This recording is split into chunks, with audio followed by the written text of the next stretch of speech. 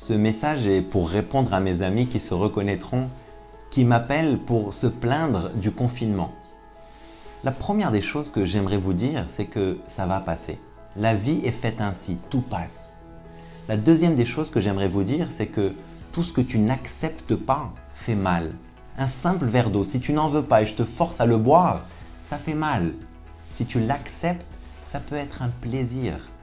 Le plus tôt tu acceptes la situation que nous sommes en train de vivre, le plus tôt tu vas t'apercevoir que c'est peut-être un cadeau. Mais tu ne vas pas le voir si tu vis dans le futur impatient que ça se finisse.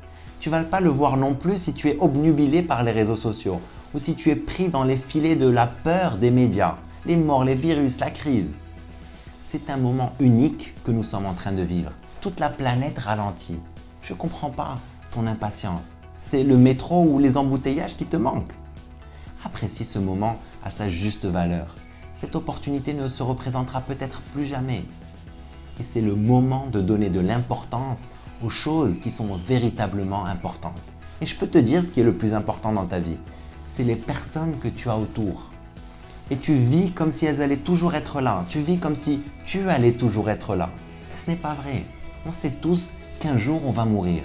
On sait tous que les personnes qu'on aime le plus dans ce monde, tes parents que tu adores, tes frères et sœurs, ta femme, ton mari, tes enfants, un jour ils vont mourir, un jour ils ne seront plus là.